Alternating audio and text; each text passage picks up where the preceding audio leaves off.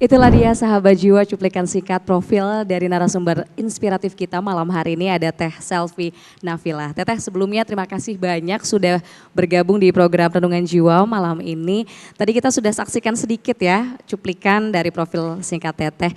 Nah kalau dilihat nampaknya perjalanan hijrah seorang Selfie Nafilah bukanlah sesuatu yang instan tentunya ya Teteh ya.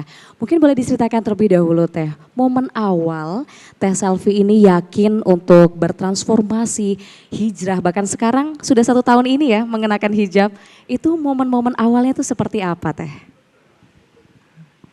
Bismillah, momen awal buat Selfie sebelumnya tiada daya dan upaya Selfie sebagai manusia semua kekuatan dari Allah Subhanahu Wa Taala yang menggerakkan hati setiap manusia. Pasti tapi ada triggernya pasti gitu. Pada saat itu Selfie merasa bahwa di tahun 2023 itu merasa kok kehidupan ini sepertinya ada yang kosong, ada yang hilang. Jadi hidup tuh hanya di mode bertahan, survive aja, mengurus anak, bekerja, habis itu menikmati hasil pekerjaan dan sholat pun masih on and off. Pada saat itu 2023 ada seperti dorongan selain kayaknya Selfie harus berubah tapi bingung apa nih yang harus dirubah. Dimulai dari kalau setiap lihat kajian ataupun kita di YouTube atau dakwah-dakwah itu hati tuh apa ya kayak tersentuh dan sangat mellow. Jadi kayak ada seperti tarikan Selfie untuk kayaknya ini yang hilang di dalam diri, di dalam batin dan ruh Selfie gitu. Pada saat itu dengan kekuatan dari Allah Subhanahu Wa Taala, Selfie meyakini itu. Selfie langsung berniat sepertinya saya harus rubah keimanan saya. Tapi saya mulai dari mana? Karena Selfie pada saat itu tidak punya guru, tidak ada komunitas kajian dan lain-lain. Akhirnya Selfie berpikir, oke, saya harus rubah dari mulai tidak meninggalkan sholat 5 waktu dalam keadaan apapun. Pada saat itu Selfie berkomit dengan lifestyle Selfie yang masih belum seperti sekarang, yang masih pergi sama teman-teman ataupun bekerja dan lain-lain gitu. Jadi triggernya itu di awal 2023, di situ Selfie berniat berangkat umroh. Akhirnya Allah bimbing Selfie sampai di 2025 ini, gitu sayang. Masya Allah, jadi ada semacam tarikan hati begitu ya, Allah bukakan hidayah untuk Mbak Selfie. Kalau dari Ustadz sendiri mungkin ada yang ingin ditanyakan ke Mbak Selfie boleh? Bismillah, hidup di dunia entertain pasti nggak mudah.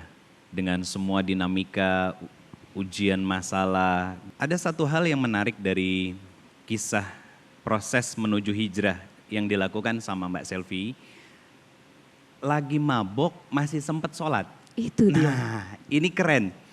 Lagi mabok masih sempat sholat. Padahal Allah sendiri bilang untuk melarang kita sholat itu jangan sampai ke orang yang lagi mabok. Nah ini justru malah tarikan hatinya dalam kondisi mabok tapi masih bisa mengerjakan sholat. Nah saya mau tanya Mbak Selfie, apa sih yang mendasari Mbak Selfie mau tetap sholat walaupun dalam kondisi setengah sadar ya, atau mungkin hampir hilang sepenuh kesadarannya tapi tetap mau sujud dan beribadah kepada Allah Subhanahu Wa Taala. Saya yakin ada sebab besar dan itu yang harus kita dengar langsung dari Mbak Selfie tentang alasannya. Bismillah. Itulah tadi mungkin Pak Ustadz kekuatan daripada Selfie sebagai manusia itu, dan Selfie tidak pernah malu untuk sharing ini karena Allah itu maha pengampun, maha memberikan hidayah kepada siapapun yang mau dan mengejar cintanya Allah itu Allah insya Allah mudahkan. Pada saat itu ada salah satu sahabat Selfie, ini di luar agama Islam, berbeda agama. Pada saat itu Selfie bilang Selfie mau berubah dan teman Selfie ini support. Jadi ketika kita hangout gitu pergi, justru dia yang mengingatkan, Kak ini udah asar. Jadi itu diantar ke musola di mall, jadi itu antara setengah bingung, tapi itu sudah bawa ya, bawa mukena itu sudah ada di tas karena Safi sudah niat. Jadi diantar sama sahabat yang bukan muslim justru. Jadi di situ Safi diantarkan, ditungguin sholat di mall itu. Safi masih ingat di area Senayan. Setelah Safi selesai sholat, itu turun dari eskalator, itu seperti kayak nge-freeze. Jadi kayak tiba-tiba di pause. Dan kayak ada satu titik kayak ketenangan yang sangat amat luar biasa yang Allah patrikan di dalam hati Safi. Di situ pada saat di eskalator mall itu Safi merasa kayak, Robku, dalam saya keadaan begini pun Allah itu memberikan rasa cintanya walaupun saya dalam keadaan yang sangat amat tidak suci. Dari situ Safi meyakini bahwa ini adalah start awal bahwa Allah Maha Pengampun, Allah membukakan pintu hidayah bagi siapapun. Dari situ Safi ingin mengejar cintanya Allah. Masya Allah. Jadi itu kekuatan, semua kekuatan dari Gusti Allah, Safi meyakini itu Pak Ustaz. Masya Allah, Masya Allah. Ternyata pelajaran besar dari beliau yang bisa kita tarik bahwa Allahumma ja'alni minat tawabina waj'alni minal mutatahhirin. Salat itu bukan untuk orang yang suci, tapi salat adalah sarana untuk orang-orang yang mau mensucikan diri. Masya Allah. Jadi berarti Allah melihat Mbak Selvi adalah sosok yang mau mensucikan diri dan Allah membuka pintu hidayahnya untuk Mbak Selvi. Begitu ya Ustadz ya. Oke, itu dari Ustadz Ridho. Kalau dari Ustadz Muhammad Asad, apa yang ingin ditanyakan kepada Teh Selvi? Baik Mbak Selvi, Insya Allah Allah berikan hidayah yang nggak semua orang bisa merasakan hidayah itu. Jadi ini tentu sesuatu yang harus disyukuri betul ya. Mungkin kalau saya ingin bertanya, dulu kan Mbak Selvi berarti pernah mengalami momen-momen bandel lah ya dalam hidup gitu ya. Lalu Allah berikan hidayah, momen yang terbaiknya saat ini gitu. Apa titik terendahnya mungkin waktu itu yang pernah dirasakan dan kenapa panggilan Allah ini Mbak Selvi anggap kayaknya harus sekarang nih, karena kan nggak semua orang saat kilatan hidayah itu datang dia mau ambil, dia bilang mungkin besok aja deh, masih ada umur nih, besok aja masih muda. Apa yang membuat Mbak Selvi melihat titik terendah itu Allah kasih hidayah lalu Mbak Selvi mau ambil itu?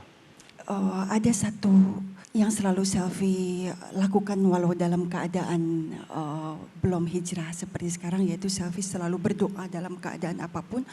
Robku, hujanilah aku dengan kasih sayang, rahmat dan hidayahmu, tunjukkanlah, bimbinglah. Di situ Selvi tergerak untuk sholat tahajud, walaupun dalam keadaan itu kadang pulang dari mana, Selvi tahajud dan Selvi tidak pernah lepas doa selamat. Dan di situ Selvi start untuk membaca Al-Quran setiap hari minimal 1 lembar, 2 lembar setelah sholat 5 waktu. Jadi di situ titik terendahnya itu kok Selvi merasa tidak tenang. Jadi mau ada uang juga sama aja, mau tidak ada uang apalagi makin gelisah gitu. Jadi apa ini karena apa sih, bahwa Selvi lupa bahwa Selvi ini lahir ke bumi ini untuk apa? Yang Selvi sibuk mengejar dunia pada saat itu Allah gerakan, dan Selvi pada saat itu dikasih mimpi-mimpi juga ya. Ada mimpi-mimpi, lalu banyak ujian soal hidup lah, kita nggak mau bilang ujian ya.